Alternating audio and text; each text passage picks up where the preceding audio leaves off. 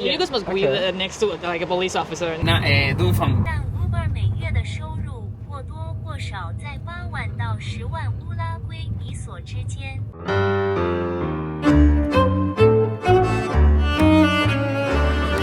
乌拉圭从地图上看似乎是不应该存在的国家，所处的位置很突兀。显然，这应该是巴西的一部分，或者至少是阿根廷的一部分。这里易攻难守，既没有山区，也没有沼泽，整个地方要么是海岸，要么是牧场。你不需要了解历史，只要看看地图就明白。也正因如此，以致游牧命死成为乌拉圭人的精神图腾。好啦。欢迎回到阿科在路上的频道。在我没做攻略之前提到乌拉圭，我能想到的就只有足球啦。然而，它是拉丁美洲唯一一个摆脱拉美陷阱、人均 GDP 23000美元，是南美洲最富有的国家。来，全体起立！它是世界上第一个合法化8小时工作制的国家，还有一些举措更超前。那么，在出发之前，我们来了解一下这个本不应该存在的国家如何存在了200多年的呢？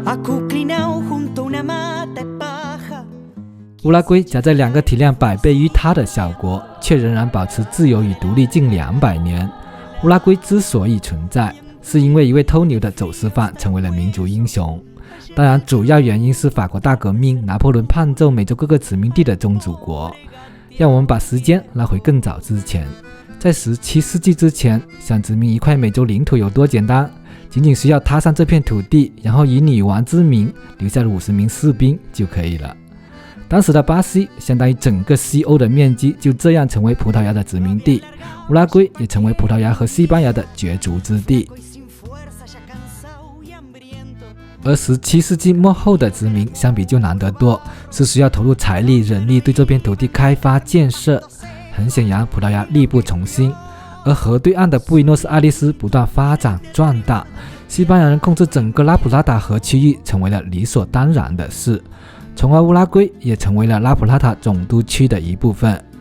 来到1811年，在拿破仑战争的背景下，美洲各个殖民地掀起了独立运动，乌拉圭的民族英雄阿迪加斯发动起义，击败了西班牙军队，但随后乌拉圭陷入长期争夺战。在1816年，葡萄牙人入侵，占领了乌拉圭，并在1821年强行将乌拉圭并入巴西，改称巴西联合国的东岸省。直到1825年，曾经跟随阿迪加斯的33位勇士在阿根廷的支持下重返乌拉圭，打出自由或死亡的旗帜。没错，这就是乌拉圭人精神图腾的由来。这33位勇士发动群众，组织军队，发动起义，并宣布乌拉圭脱离巴西，重新归属阿根廷。这一事件直接引发阿根廷与巴西的3年战争。此后，在英国的调停下，双方签署蒙德维迪亚条约，乌拉圭正式独立，成为南美洲第2小的国家，而且在2次世界大战中靠着农产品输出成为富裕国家。当时的乌拉圭是世界上第一个引入8小时工作制的国家，同时乌拉圭女性早在1917年就获得了选举和被选举权，领先于世界上许多发达国家。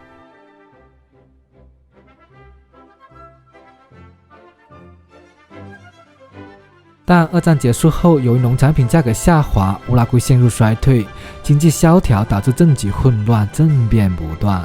直到2005年，医生出身的巴斯克斯当选总统，他减少财政赤字，又扩大社会投资，优化税制，温和派的做法吸引了不少外资，同时又推动出口多元化，人均 GDP 从上任前的3500美元提升到17600美元，成为南美洲唯一摆脱拉美陷阱的国家。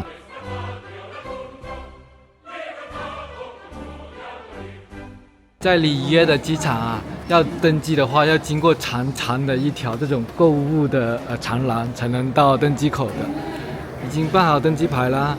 我从这里飞到乌拉圭价格是660多人民币。其实，在南美洲各国之间的机票都挺便宜的。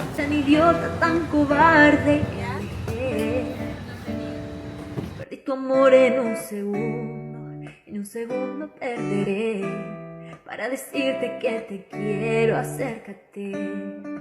No sé qué pase, no sé qué pasa. Se para el tiempo cada vez. 经过3个小时的飞行，终于落地乌拉圭的首都蒙特维迪欧，舒华入境啊！这里呢是位于拉普拉达河的出海口，全国1/3的人口啊都居住在这，也是乌拉圭的海上门户了。那么我们上无人机吧。蒙特维迪欧濒临南大西洋，在1726年，西班牙人来此建立军事要塞，并安置了13户居民。现已发展成乌拉圭的政治、经济、交通和文化中心。第1届世界杯就在此举办。城市人口131万，面积530平方公里，属富二代湿润气候，温和宜人。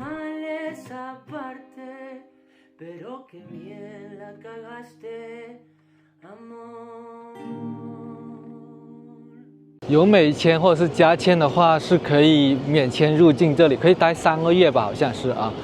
这个机场虽然小啊，但你可以看到是5站俱全的啊，什么配套都有的，而且是有免费的 WiFi 的。从这里呢到市中心还有20公里吧。这里呢居然还可以用台币来换钱的啊，但汇率实在是太差了。我上次去台湾呢还剩了7500台币，我在这边换了啊，7500它只能换到5475乌拉圭的钱。哇，汇率差了很远啊！这里也是可以收现金的，价格是102比索。这里的公交车还挺有人情味的啊！刚刚像我的行李，然后就当地的人也会帮忙来让我放在一个安置的地方啊。然后刚才那个司机自己跑过来下面，我都觉得挺奇怪的。结果他是过来把那个乘客叫醒的，然后让他下车，因为到目的地那个乘客睡着了。你好，你好 ，Policia， Policia. Can I walk along? You can be nice, okay? Depending on the place. Oh, Depending okay. on the place. In- There are places that are called red zones in which you can't walk alone. Oh, okay. You have that camera and that package. You have to be very careful Oh, okay. with that. For example, now we are gonna enter in a zone. Yeah. The central. Past this area. this street that is called Avenida Italia. You have Malvin Norte.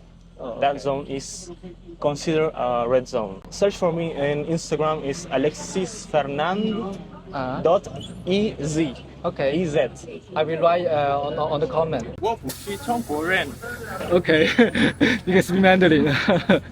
Is it well pronounced? Yeah, it's good. Yeah, the pronunciation. Yes. So like, how long are you studying Mandarin? No, I started like 2 weeks. Oh, 2 weeks. Using an application called Hello Chinese. I always liked languages. Oh, okay. I started with English, then I kept with German, Oh, German. Russian, and then I'm studying Arabic. Oh, Arabic. Arabic. Oh, amazing, man. Assalamu alaikum wa rahmatullahi wa barakatuh. 才刚到这里啊，就感受到了乌拉圭人独有的热情好客。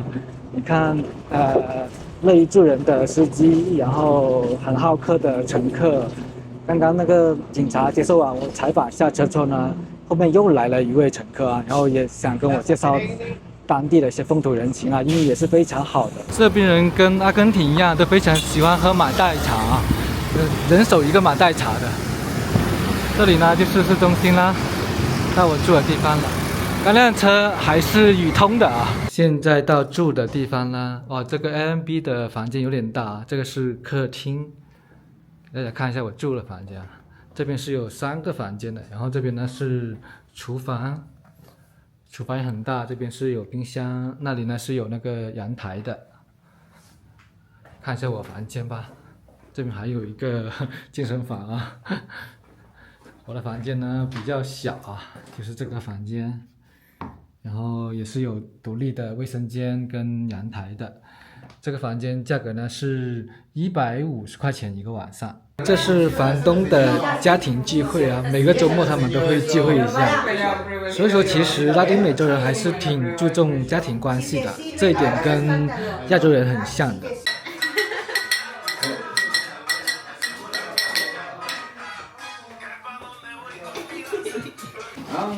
哇，真的是个好厉害的厨师啊！味道真的很好吃啊。Great. delicious. Tastes good. 它是外皮是酥脆的啊，但它又没有烤焦，火候刚刚好。它是面皮先烤一次，然后再拿出来加料，之后再回去烤一次的，所以说跟外面吃的口感真的不一样。这个是一种豆类做的饼啊，比较咸口的。那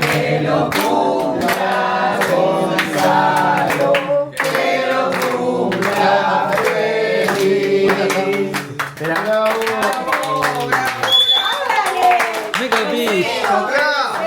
现在到了甜点时间啦，这是提拉米苏，还有蛋糕、巧克力蛋糕，还有很多不同的甜点。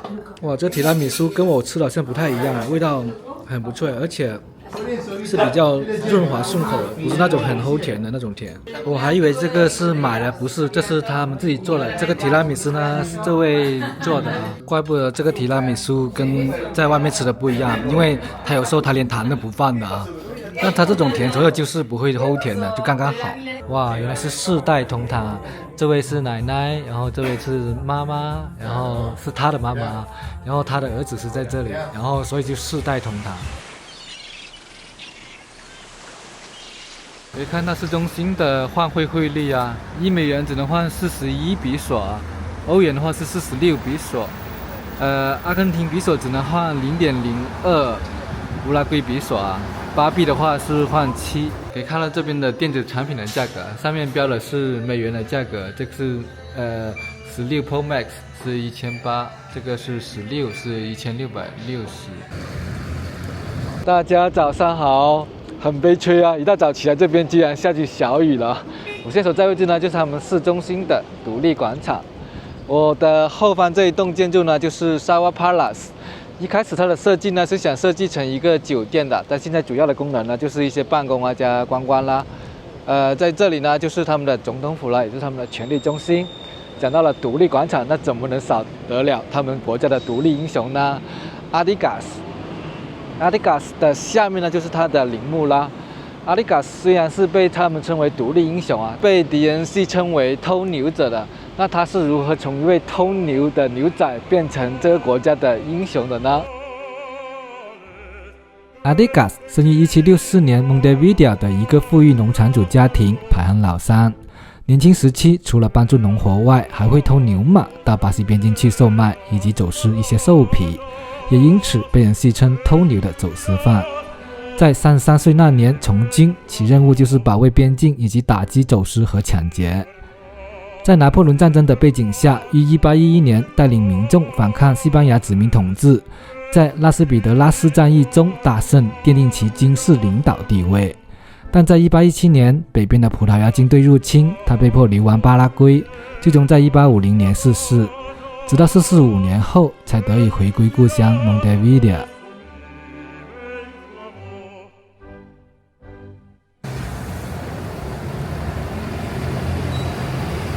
从独立广场那边过来呢，这里就是他们的老城啦，其实也是一个商业步行街啊。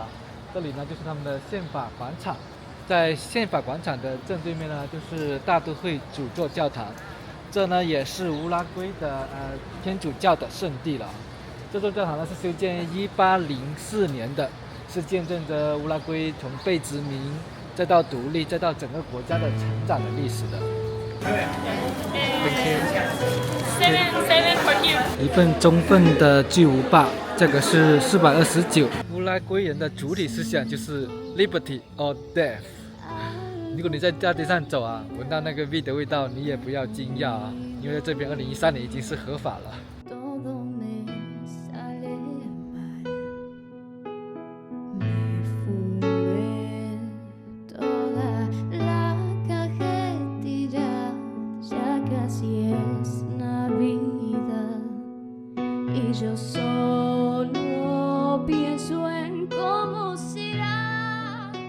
这是老城靠近海岸的一个 Mercado 啊，这里面呢其实都是以餐饮为主啦，都是 barbecue 啊，然后一些饮料啊、喝酒的啊。然后这边这个就有点像是阿根廷的饺子了啊！中国的汽车品牌在乌拉圭还挺受欢迎的，这是江宁的汽车吧？从那个市场呢走过来这边呢，就是一个货运码头，再加一个客运码头啊。在这边呢是可以买船票直接去到阿根廷的 Buenos Aires 的。How long from here to Buenos Aires? 3 hours. I prefer the AM. Yeah. Yeah. 11. Yeah, 11. 这里呢就是候船厅啦。前面那里就是可以买票的，我票已经买好了啊。从这里呢到 Buenos Aires 的话是3个小时左右吧，然后价格是3716比索。Hola. Hola. Can I have your name? Manuela and Julieta. Okay. Can you tell us more about you? Oh, yes, of course. So I'm from here, Montevideo. I'm a tattooer. I'm a tattoo artist, and I'm Julieta. We're twins, actually. We're twins. Yeah. Oh, see. Yeah, that's a fact. I'm a photographer and I'm a drummer also. So that's my 2 jobs. Oh, I see. Yeah. Okay. And so, what do you like living in Montevideo? Well, Yeah. I like that it is very there's a lot of things to do, but it's also like really quiet. I think it's Yeah. like really peaceful. So even though it's a city, like you have the best of both worlds. Like you can do a lot of things, you have like a lot of night action and everything, but you also can relax, and the people here are like really nice, and they are like yeah. I like something that most people don't like about it, the people that live here. I call it the village syndrome, because we're like very few people. There's almost half of the country lives here, so we're very few of us, and that makes it a little wherever you go you find something you know, someone you know. Everywhere you just can't escape people you know, and everyone knows and everyone, and most okay. people hate that. I love that. I you think like that's that? yeah. There's a lot of gossip, and I it's see. very village syndrome. Yeah, I love that. but it makes it really friendly, because like Exactly, it's really easy to know people, to meet people. I think people in general, something that people from around the world have told me is that we are really friendly, and we are like receptive. How do you say that? Yeah, we're very welcoming, I think. Yeah. That's it. Yes, Welcoming. that's Yeah. That's what I like to think. I don't know. Yeah. You tell me. I think it's really kind, really hospitality. Yeah. That's great. Okay. And how you describe Uruguayan cultural identity? Ooh, That's hard. that's I a think, hard question. I think the Uruguayan identity, it's like on a constant crisis. Yeah. Okay. We live in a constant identity crisis. Yeah. We don't really know how to describe ourselves. Because when I researched the information, they told me this liberty or death, right? Liberty or death. Yeah, liberty or death. Yes, libertad o muerte. That's kind of intense. That's kind of intense. I'm not sure we actually live that. Okay. Actually, I think Uruguayan people are the opposite of intense. Yeah. Usually. Yeah. I will actually like to see people be more intense. Yeah, I think that's the least thing that I like about Uruguayan. I think we are maybe on the other side of the spectrum, where like everyone is like way too quiet.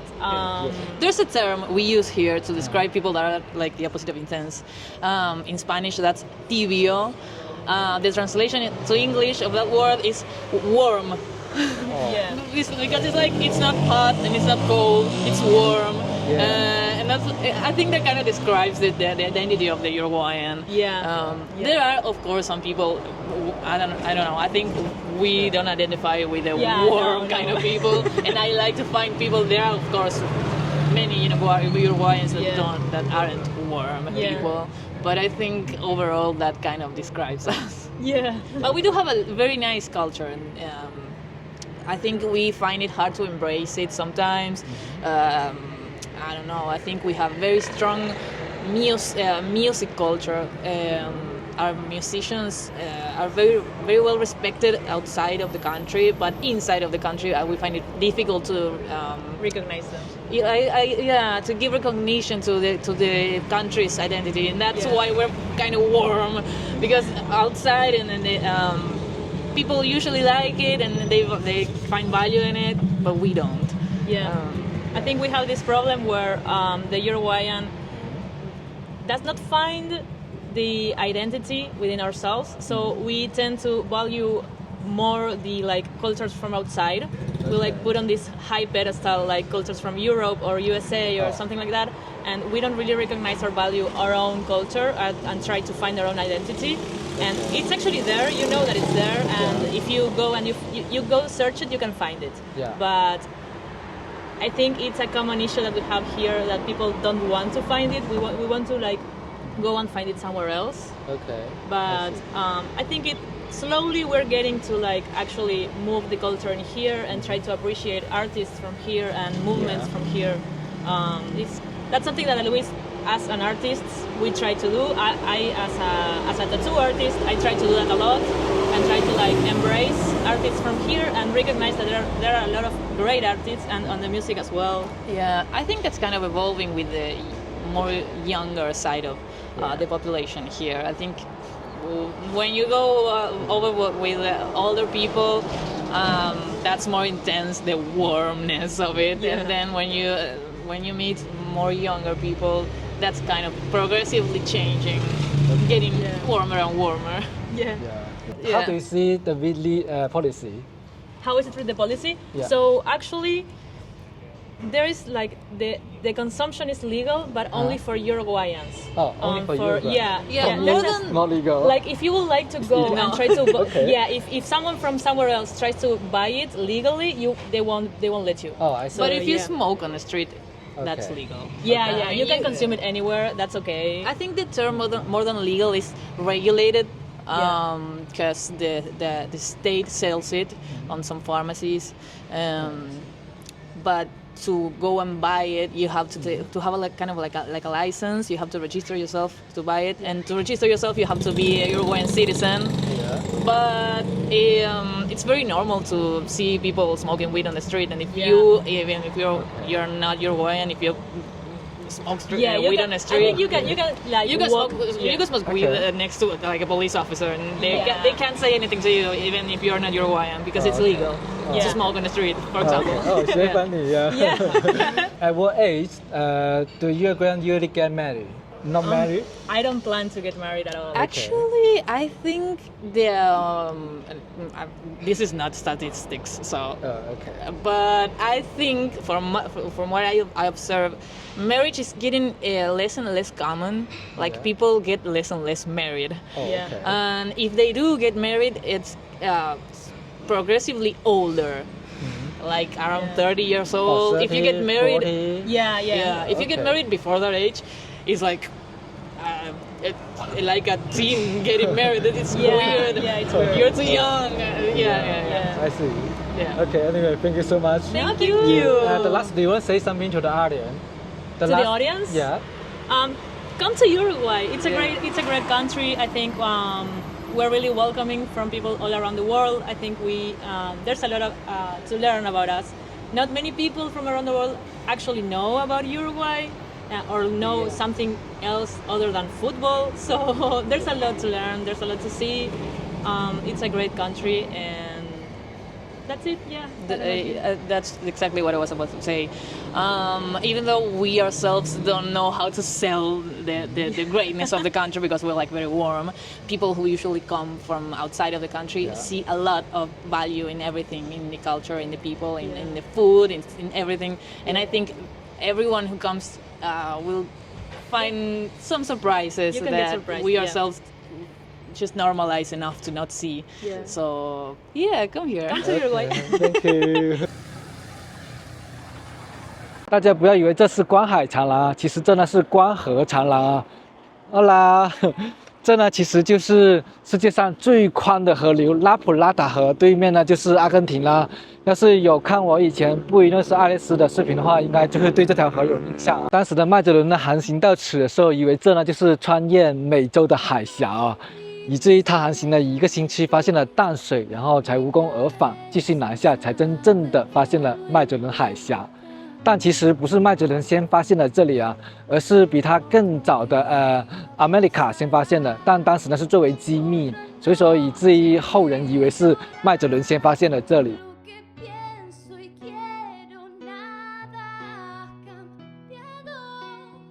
拉普拉塔河是巴拉那河与乌拉圭河汇集后形成的一个河口湾，全长290公里。河宽从西端两河汇集处的48公里，逐渐扩大至东部与大西洋相交处的220公里，最宽处约等于河长的290公里，当之无愧的世界上最宽河流。以至于当时麦哲伦航行至此时，误以为是穿越美洲的海峡，直到1个星期后遇到淡水才无功而返，只能继续向南航行，才真正发现麦哲伦海峡。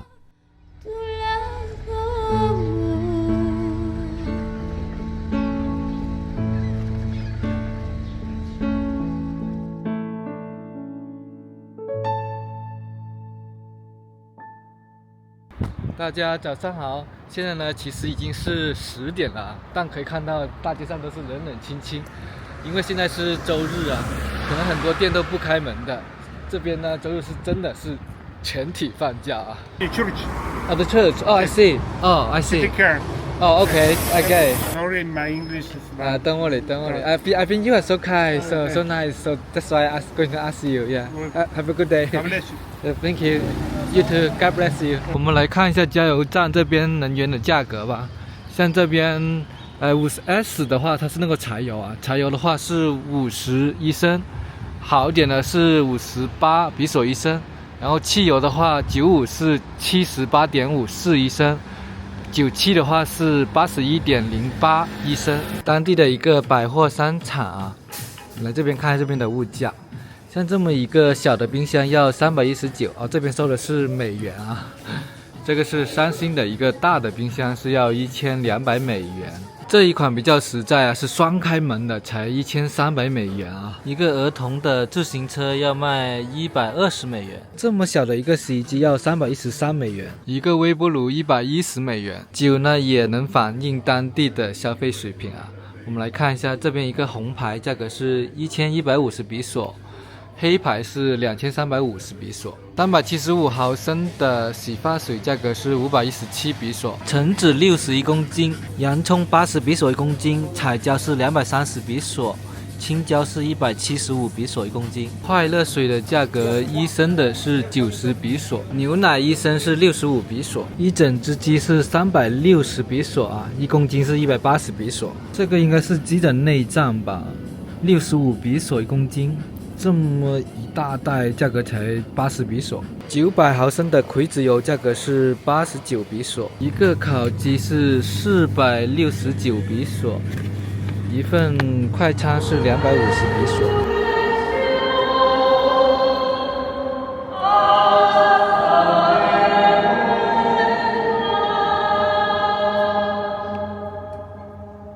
我身后呢就是乌拉圭的国会大厦，修建1925年，正好是乌拉圭独立100周年的纪念日啊。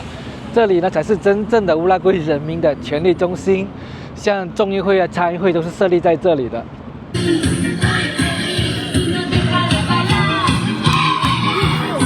你好。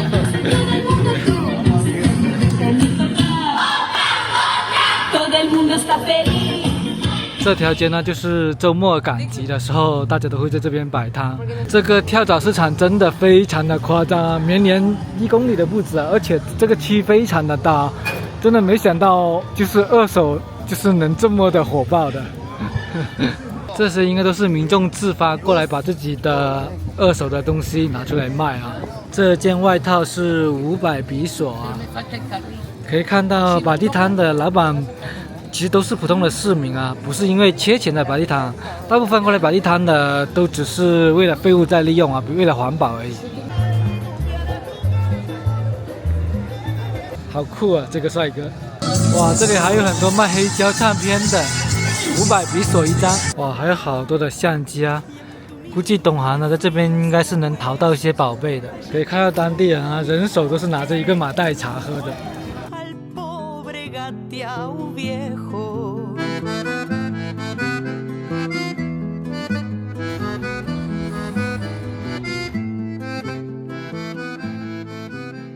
感觉Montevideo就除了一些商业区之外啊，大部分的地方街区都是没什么人，冷冷清清的。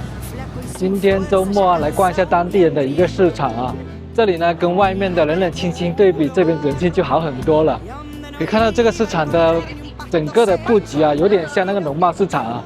Hello， 但这边看起来呢，又跟农贸市场不一样啊，有点像一个商场一样的。Hi, do you speak English? English, no. No, okay. What's that? That's mati. Mate. 哦，mati。这个卖蔬果的摊位，就弄起来跟在超市差不多的。哦，这边的物产也很丰盛啊，而且这苹果摆盘摆得很漂亮啊。跟我们印象中的农贸市场真的很不一样啊，非常的干净整洁。这个是腌黄瓜，价格490一大罐。初榨的橄榄油585比索1升。像这边牛肉的价格在500比索1公斤左右。要在这里先拿个号啊，然后再等着服务员来跟你配货的。这边是卖海鲜的。这边是处理好的鱼肉啊，价格在400比索1公斤左右，三文鱼就1200比索。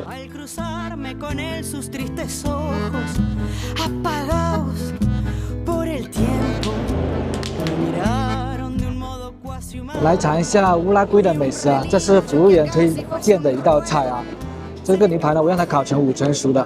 这牛排呢2层，然后中间呢夹的是火腿，然后是马苏里拉的芝士，还有洋葱，然后这边呢就是红薯配马铃薯啊，还点了一杯 cocktail 啊，自由古巴，正如乌拉圭人的性格啊 ，Liberty or Death， 来敬自由。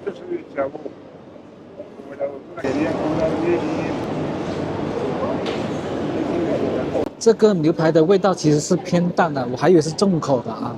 然后咬上去满嘴的是肉啊，鱼肉也是很嫩的。但要是这种像汉堡的做法，我感觉还没有就单纯的吃牛肉啊，味道会更好一点啊。就还不错了啊，牛肉是很好的牛肉啊，这个做法也是很创新的。但我感觉我还是喜欢直接吃牛肉会好一点。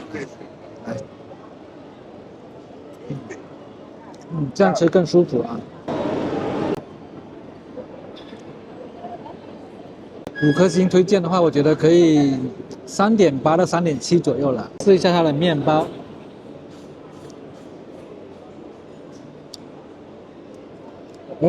反而面包还不错啊，松软酥脆的，还有各种不同的面包。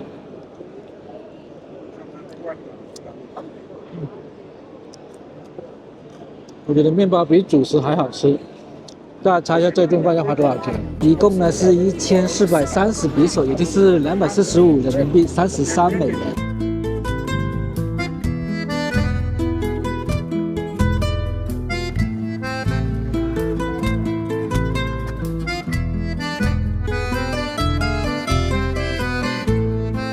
Entonces yo me la llegué despacio, le hablé como se le habla a un compañero, le palmé las costillas que por poco agujereaban ya el pellejo y acabé por llevármelo de tiro. 这呢是当地的一个商贸市场，也就是缩小版的25街啦。可以看到它这边的商贸市场跟别的地方的不太一样啊，别的地方可能会比较脏乱一点的，但这边还是井井有条的。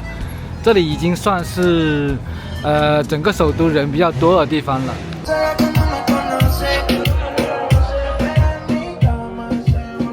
这边的衣服价格都不便宜，接近1000比索，意大利制造的，不知道是不是真的啊。一套这个什么掏耳勺也要卖到189比索，一整套这个化妆的要卖到300比索，一个这样的杯子要卖到500比索。我记得在25街方总那边卖才20多人民币啊，这边相当于是要80多90人民币了。一个小碟子要卖到79比索。这边会不会像中国那些尾货过来这边处理的，价格都是在100比索。哇，这个更便宜，才51比索啊一件。刚才问了，这都是中国的，应该是中国的一些尾货处理。这个店也是卖一些尾货处理的，应该是价格也非常的便宜啊。也是在100多比索。这里老虎机好像也是合法的啊。市区普通的公交车呢，价格是60比索。Ahora lo tengo en el galpón del rancho, repartiéndose el maíz con mi azulejo, abrigado y durmiendo en cama pasto, como si fuese un pingo parejero, y aunque es viejazo el... I'm a referee, football referee, and she's works with the clothes. Oh, I see. She's a stylist. Oh, I see. Okay, what do you like living in Montevideo? I like the city because it has beautiful places, a lot of parks, and that's it. Okay, and you? What do you like? Yeah. Te hablo en español. Okay. Es yeah. muy tranquilo, la gente es muy buena y traducible. She said that the city is quiet and the people is good Oh, here. yeah, exactly, yeah. And what do you dislike? Maybe the noise, the chaos, the insecurity. We have some places you cannot be there at some times of the night. And how about here? It's okay? No, here is good. In the day it's good. I think Maybe it's good, yeah. maybe at the night the light is bad, but Oh, the dark here is too dark. oh, okay. But in the day it's good. It's quiet. And how about the economy? Like the prices are. This is an expensive city and country. 哦，普通人是25000比索一个月。哦，I see. A footballers country. We love football. Yes, everywhere I see the people Yeah, of course. play the football everywhere. We love to drink mate. We love to eat meat. A lot of meat. 这周边还是挺多街友的啊。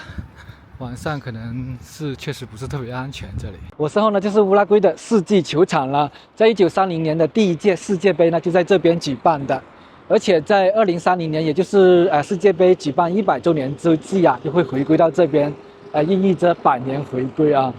乌拉圭最被观众所熟知的就是足球啦，他们呢曾经获过2次世界杯冠军的，一次呢是在1930年，一次是在1950年，分别击败了阿根廷跟巴西2个曾经统治过他的国家。然而在足球上面输给了他啊。不过很不凑巧啊，今天由于是周末，加上没有球赛啊，所以就没有开放。不过不用担心，因为我有无人机。那么我们上无人机吧。Y estoy pagado de sobra con la forma que él me mira cuando le proseo.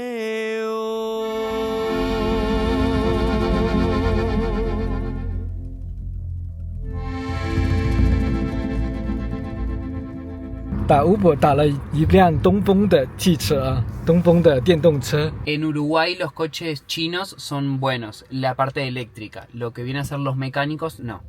啊。在乌拉圭，中国车的电气部分比较好，就是机械部分，对吗？ Yeah, sí, cool. 对。Okay.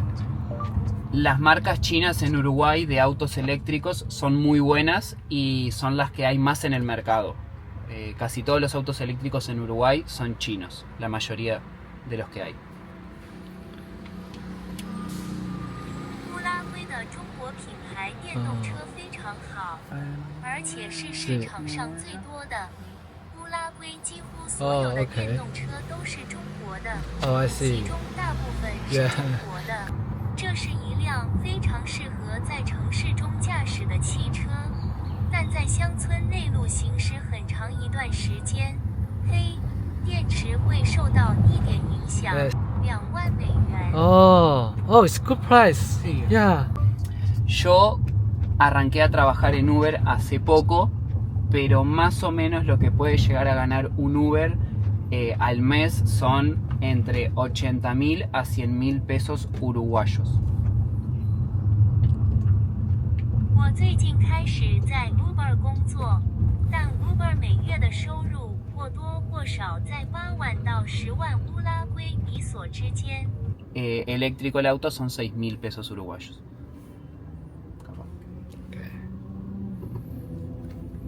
有了电动汽车，你可以赚更多的钱，因为燃料及电力，当它是汽油动力时要便宜得多。你每月在汽车上消耗24000比索的燃料，但如果是的话，电动车6000乌拉圭比索。现在呢已经到海边了，这个区域挺不错的啊。从世纪球场到这里呢，大概3公里左右吧。然后开 Uber 的话是275比索，我开 Uber 还是挺赚钱的啊。现在乌拉圭的天气，白天在18度左右，晚上的话会冷一点，所以说在这里呢也不会觉得晒的，刚刚好，很暖和。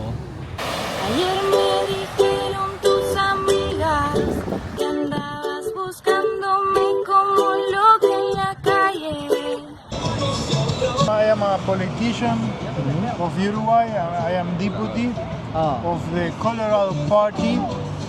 And we are here talking with the people and making political. My English is awful. How about economy here? The economy is very well. It's very well the economy. Yeah.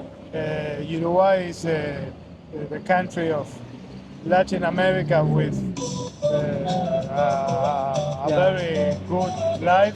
What do you want to say to the audience? To China? Yeah, to China, yeah. Okay, I don't never go to China, but it's a country very the most important countries in the world. Hola. Para China. Sí, hola.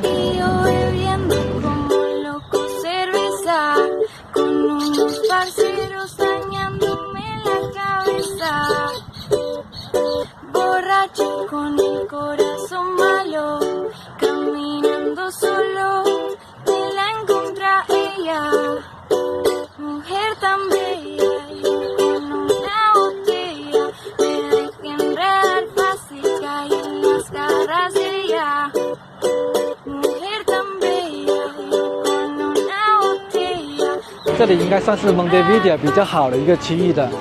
整体的感觉还是很安全的，然后很干净的，基础配套也是非常完善的，应该算是这边的一个富人区吧。那边还有私人的游艇俱乐部的啊。整个南美洲来说的话，乌拉圭算是比较安全，经济也是挺好的啊。